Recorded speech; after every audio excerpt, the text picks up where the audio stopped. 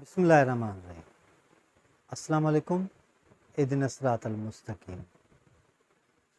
कल्ह शाम पंहिंजे उस्ताद सां वेठो हुउसि त ॿिया बि दोस्त उते गॾु वेठा हुया त उते उस्ताद सां ई आम कचहरी हले पई त हिकिड़े दोस्त ॿिए दोस्त लाइ चयो त साईं मां हिन खे फ़ोन कंदो आहियां त हीउ मुंहिंजी फ़ोन अटेंड न आहे कंदो।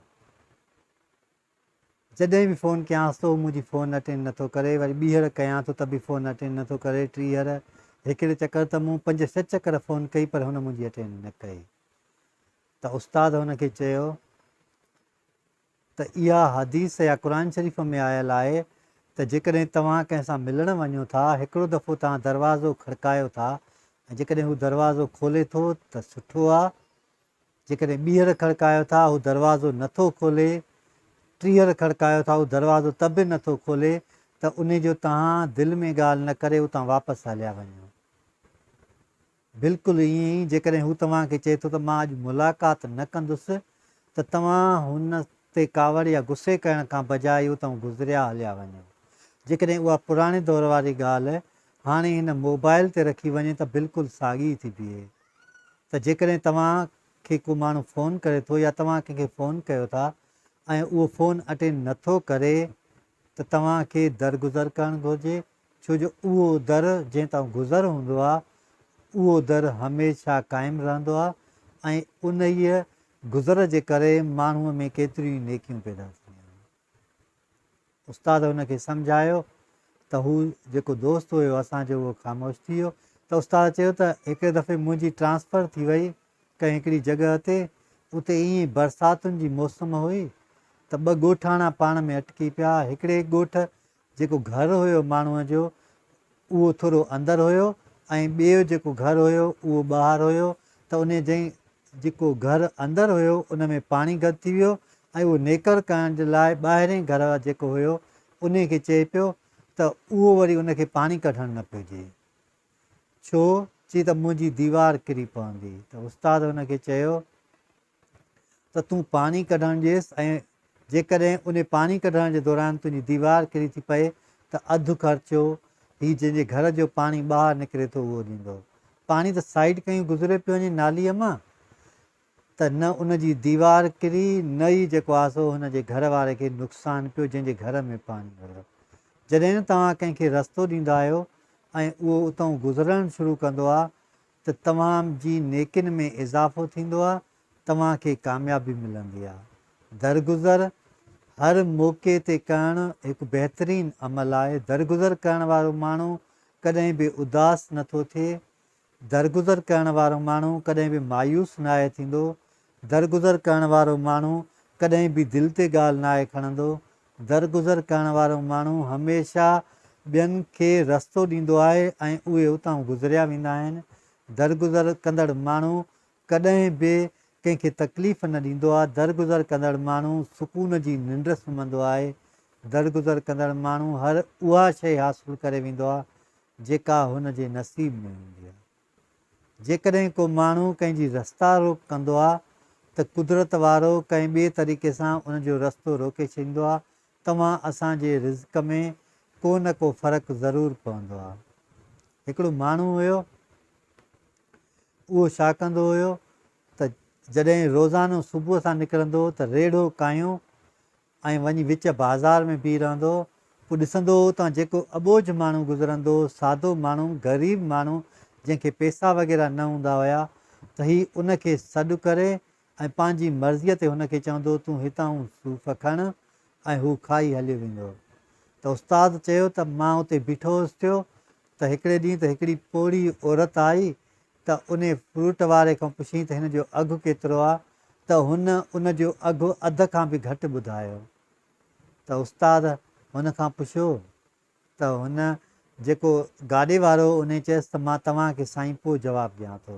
उहा औरत जॾहिं फ्रूट वठी हली वई त उस्ताद हिन खां पुछियो त तूं हुन औरत खे एॾो सस्तो फ्रूट छो ॾिनो?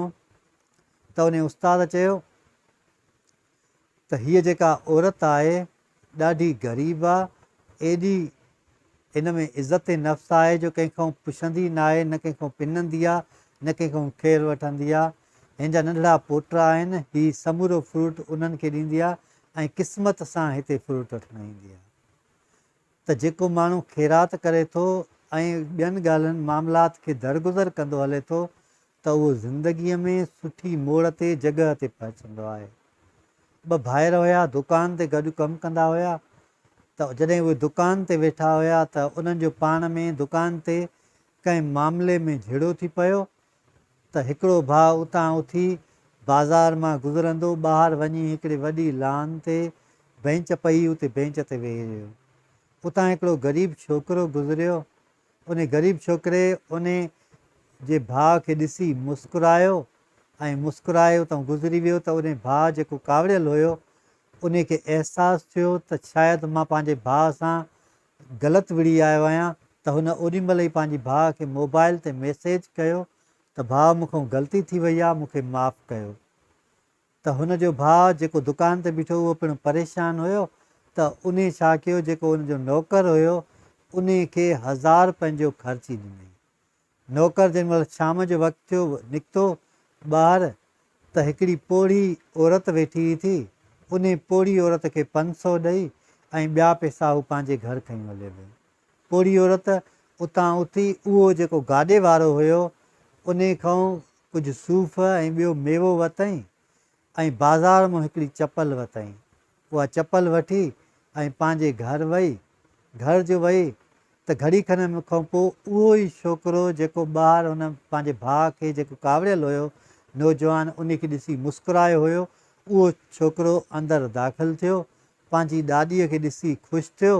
हू उते जो वेठो त फ्रूट पियो थियो, हुन फ्रूट खाइणु शुरू कयो ऐं हुनजी ॾाॾीअ हुनखे चपल जो ॾेखारी त उहा चपल पाए ऐं हू ॾाढो छोकिरो मुतमइन थी वियो। जेका भाॼी या सब्ज़ी आंदी हुअनि या गोश्त आंदो हुअनि उहो तयारु करे हू खाइणु वेही रहिया।